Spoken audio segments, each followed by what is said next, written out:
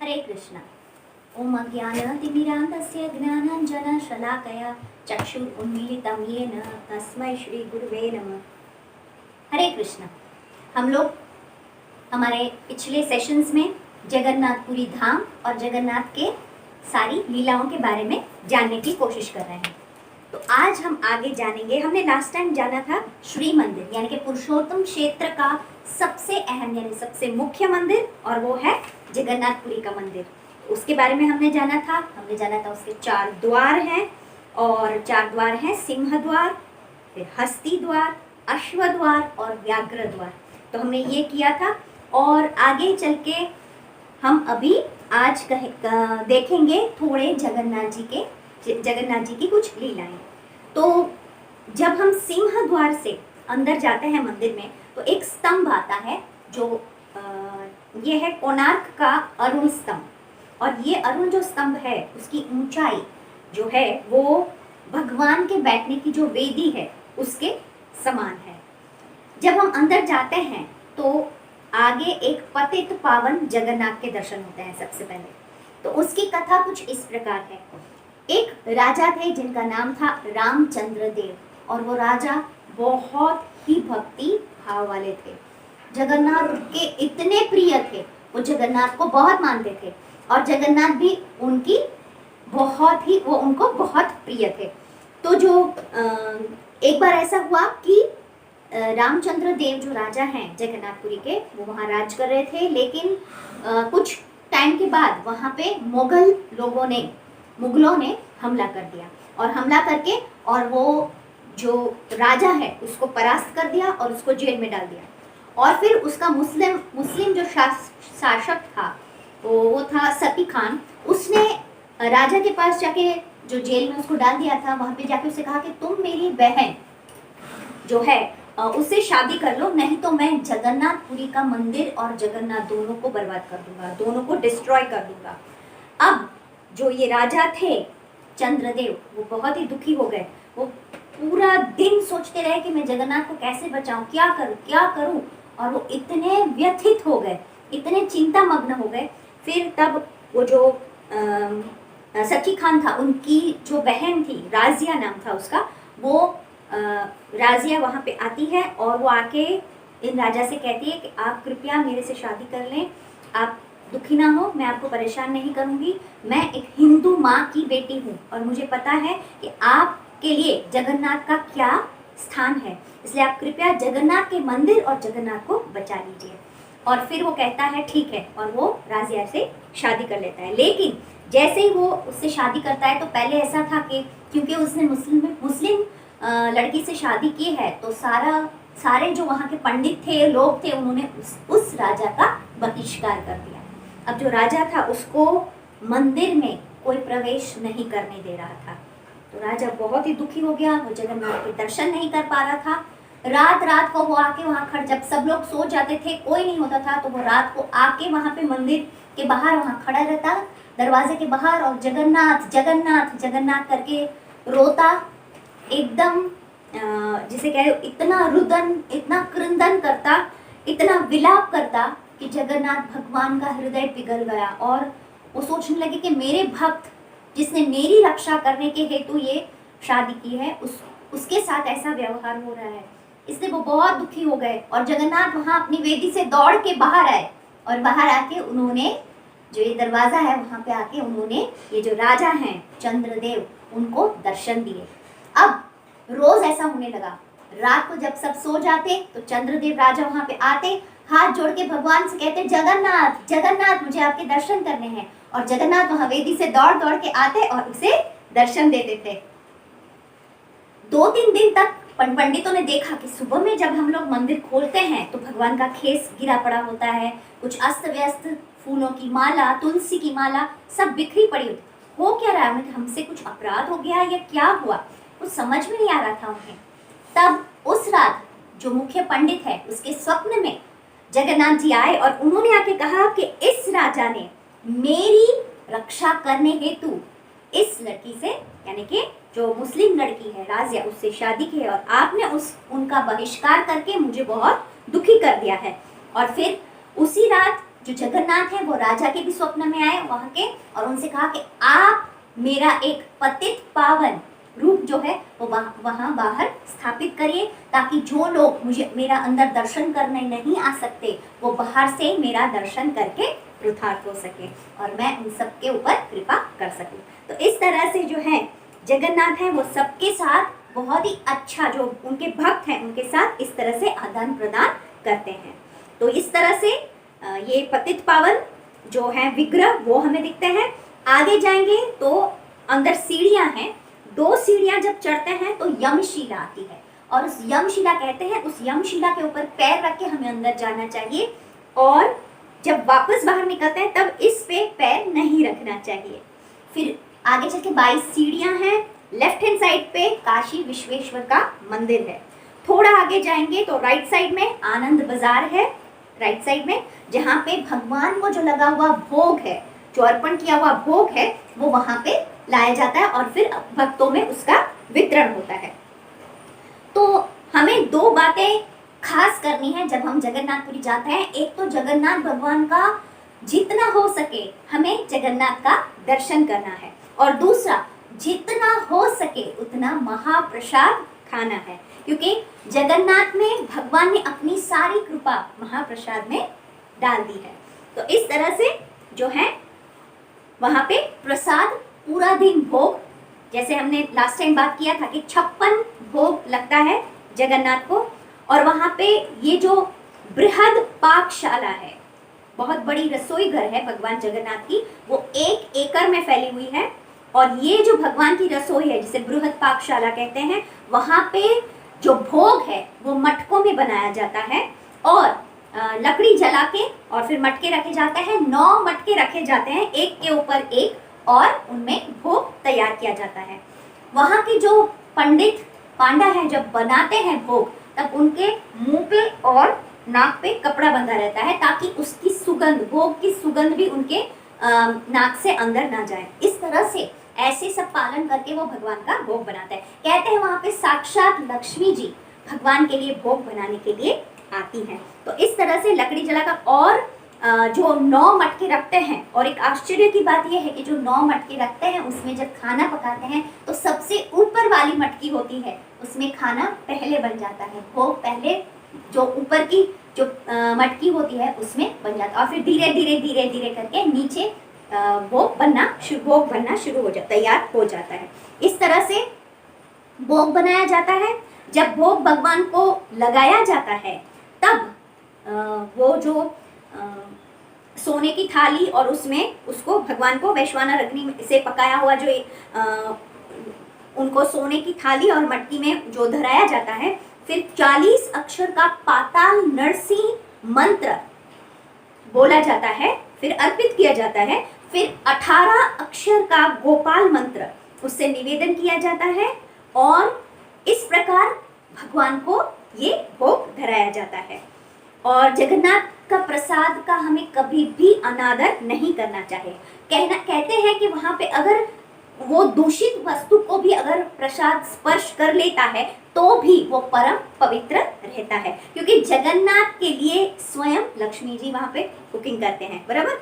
और स्कंद पुराण में एक वर्णन आता है कि शांडिल्य नाम का एक ब्राह्मण था, वो अपने परिवार के साथ जगन्नाथपुरी आया वहां पे जगन्नाथ के दर्शन करने के लिए, लेकिन 2 दिन वो वहां पे घूमा, उसने सभी जगह दर्शन किए, लेकिन उसने 2 दिन तक वहां प्रसाद नहीं खाया। जब उसने 2 दिन तक वहां प्रसाद नहीं खाया तो उसका सारा परिवार और वो खुद बीमार पड़ गए, और तीसरे दिन जैसे ही उसने और उसके परिवार ने प्रसाद खाया, सबके सब स्वस्थ हो गए। तो इसलिए भगवान ने वहां पे अपने प्रसाद में सारा का सारा जो कृपा है वो रख दिया है।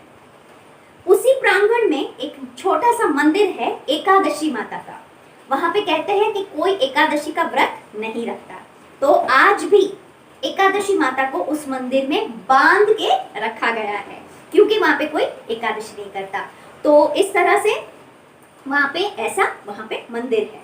अब जो मंत्र बोलते हैं जब भोग धराते हैं जगन्नाथ को, तो वहां पे घंटी बजती है और मंत्र बोलते हैं। जब मंत्र बोलते हैं तो जो पंडित होता है वो हाथ में जल लेता है, और हाथ में जल लेके वो मंत्र बोलता है। जब तक भगवान जगन्नाथ का प्रतिबिंब उसके हाथ में नहीं दिखाई देता तब तक वो ऐसा समझते हैं कि भगवान ने अभी तक भोग स्वीकार नहीं किया। लेकिन जैसे ही भगवान जगन्नाथ का प्रतिबिंब उनके हाथ के जल में दिखाई देता है, वो समझ जाते हैं कि भगवान ने जो ये भोग है उसको ग्रहण कर लिया है और फिर उसको स्वीकार कर लिया है, ऐसा सोच के और फिर वो उसको वहां से ले जाते हैं। रसोई घर के आगे एक मुक्ति मंडप है जहाँ पे ये ब्राह्मण बैठते हैं और ये राजा मानसिंह और उनकी पत्नी ने वहां पे बनवाया है। तो इस तरह से जो है पूरा भोग मंडप और वहां पे जो खाना बना, अधिक से अधिक वहां पे जब जाते हैं हम तो प्रसाद खाना चाहिए। तो ये जो प्रसाद है उसकी भी एक कथा है। तो कथा कुछ इस प्रकार है कि एक बार ऐसा हुआ कि नारद मुनि ने सोचा कि मैं तो हमेशा भगवान नारायण का ही नाम लेता रहता हूँ, लेकिन मुझे कभी भी भगवान का उच्चिष्ट खाने का मौका नहीं मिला। काश मुझे भगवान का उच्चिष्ट खाना मिल जाए। इसलिए वो लक्ष्मी जी की सेवा करने लगा। जब वो लक्ष्मी जी की सेवा करने लगा तो लक्ष्मी जी ने सोचा कि ये नारद जी हमेशा नारायण की ही चिंतन, नारायण का ही भक्ति और नारायण नारायण बोलते रहते हैं। आजकल मैं देख रही हूँ 2-3 दिन से वो मेरी प्रशंसा कर रहे हैं, मेरी पूजा कर रहे हैं, मेरे आसपास घूम रहे हैं।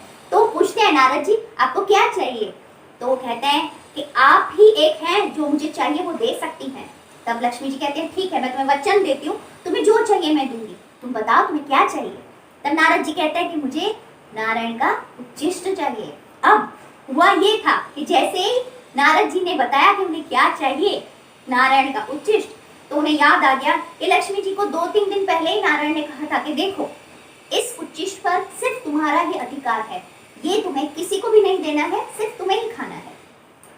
इसलिए लक्ष्मी जी चिंतित हो गई कि मैंने वचन तो दे दिया लेकिन मैं नारद जी को भगवान का उच्चिष्ट नहीं दे पाऊंगी। इसलिए वो बहुत चिंतित हो गई, सोचने लगी। पूरा दिन वो सोच रही थी। तब नारायण का भी ध्यान गया। भगवान ने सोचा कि लक्ष्मी जी को क्या हो गया है। तब उन्होंने पूछा लक्ष्मी जी आपको क्या हुआ, कुछ परेशानी है? लक्ष्मी कहा नहीं नहीं कुछ भी नहीं। बोले नहीं नहीं आपके मुख पर से लग रहा है, आप बताइए, मुझे बताइए, मैं आपको उसका सॉल्यूशन दूंगा। तो लक्ष्मी जी ने पूरा बताया वृतांत कि भाई नारद जी ने इस तरह से आपका उच्चिष्ट मांगा है। तो उसने कहा अरे इतनी सी बात। बोले आप एक काम करना, कल जब आप मुझे भोग मतलब प्रसाद दोगे, मैं खा रहा हूँ, तब आप मेरा ध्यान कहीं और लगा देना और मेरी थाली ले लेना और वो प्रसाद आप नारद जी को दे देना। तब लक्ष्मी जी ने कहा ठीक है, और वो बहुत प्रसन्न हो गए। दूसरे दिन जब भगवान प्रसाद दे रहे थे तब लक्ष्मी जी ने गरुड़ जी को इशारा किया और गरुड़ जी ने विष्णु का ध्यान अपनी ओर लिया और जैसे ही भगवान का ध्यान गरुड़ जी की तरफ गया, लक्ष्मी जी ने वो थाली ले ली और नारद जी को वो उच्चिष्ट दे दिया। नारद जी तो वो उच्चिष्ट खा के इतने प्रसन्न हुए, आहा, ऐसा महाप्रसाद उन्होंने कभी नहीं खाया था और इतने प्रसन्न हुए कि 14 भुवन में ऊपर नीचे छलांगे मारने लगे और भगवान का नाम और जोर से और भाव से गाने लगे। और जब नारद जी का ये हाल हुआ तो वो एक भुवन से दूसरे भुवन और एक छलांग मार के वो कैलाश पहुंच गए। जब वो कैलाश पहुंच गए तब शिव जी ने उनको देखा। उन्होंने कहा वाह वाह, हम लोग तो साथ में भगवान का नाम लेते हैं, आज आप तो कुछ अलग ही तरीके से भगवान का नाम ले रहे हो क्या रहा है ये? तब नारद जी उन्हें पूरी बात बताते हैं। तब शिव जी कहते हैं अरे आपने मेरे लिए प्रसाद नहीं रखा? बोले महाप्रसाद तो खा के मुझे इतनी प्रसन्नता हो गई कि मैं भूल ही गया और मैं पूरा खा गया। बोले नहीं देखिए कुछ तो होगा। बोले नहीं कुछ नहीं है। तब उन्होंने उनके हाथ देखे तो नारद जी के नाखून में एक चावल का दाना था। तो शिव जी ने वो चावल का दाना लिया और खा लिया और जैसे ही उन्होंने वो चावल का एक दाना खाया तो वो इतने भाव विभोर हो गए कि वो भी नृत्य करने लगे। जब वो नृत्य करते हैं तो हमें पता है क्या होता है, तांडव करने से पूरी धरती हिलने लगती है और सब लोग को लगता है अरे ये क्या हो रहा है, विनाश आ गया क्या? और फटाफट से जो पार्वती हैं वो दौड़ती है और कहती है अरे अभी विनाश करने का समय, प्रलय का समय नहीं आया है, आप क्यों नृत्य कर रहे हैं? तब शिव जी उन्हें पूरी बात बताते हैं। तो जो पार्वती माता है वो कहती है अच्छा आपने खाया तो मैं आपकी अर्धांगिनी हूँ तो आपको मुझे भी तो प्रसाद देना चाहिए। पर उनका बड़े वो एक ही चावल का दाना था। बोले एक ही चावल का दाना था फिर भी आधा आपको मेरे लिए रखना चाहिए था। तब शिव जी ने एक ऐसी बात कही जिससे पार्वती जी बहुत ही नाराज हो गई।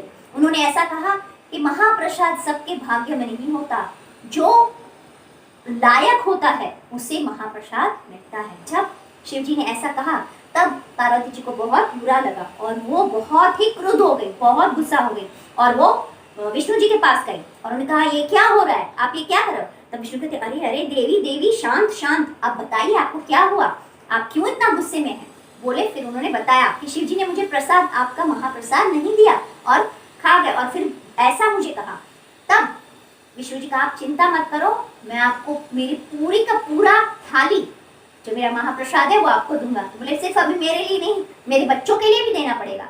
तो उन्होंने कहा हाँ ठीक है ठीक है। भगवान ने कहा मैं आपको 3 थालियां दे दूंगा, एक आपके लिए, एक गणेश जी के लिए और एक कार्तिकेय के लिए। तब पार्वती माता ने कहा नहीं नहीं ऐसे नहीं, मेरे बच्चे माने मेरे जो एक एक जीव इस संसार में है वो सारे मेरे बच्चे हैं, तो आपको सबके लिए अपना महाप्रसाद देना पड़ेगा।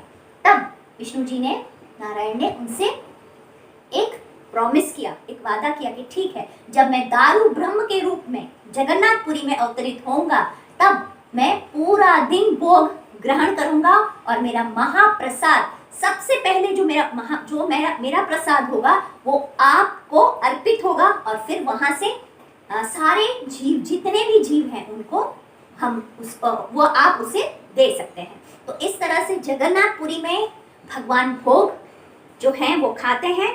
वो जो प्रसाद है वो अंदर ही जगन्नाथपुरी का जो मंदिर है उसके पास जो आसपास मंदिर है वहां पे एक विमला देवी का मंदिर है, विमला देवी यानी पार्वती माता। तो ये पूरा भोग फिर वहां पे जाता है, विमला देवी को दिया जाता है और फिर विमला देवी जो है वो प्रसाद यानी फिर वो हो जाता है महाप्रसाद। और ये महाप्रसाद जो है वो आनंद बाजार में वहां पे भेजा जाता है, जहां से सब लोग उसे खा सकते हैं, ग्रहण कर सकते हैं और इस तरह से सब जीव महाप्रसाद खा के तृप्त हो सकते हैं। तो इस तरह से हमको भगवान विष्णु, लक्ष्मी जी, शिव जी, नारद जी और पार्वती माता की कृपा से ये महाप्रसाद मिला है। तो आज हमने महाप्रसाद के बारे में जाना। हम अगली बार जो है वो थोड़ा और जगन्नाथपुरी और जगन्नाथ जी के लीलाओं के बारे में जानेंगे। हरे Krishna. Thanks for watching this video and please do subscribe to our channel and press the bell icon for getting new updates. Thank you.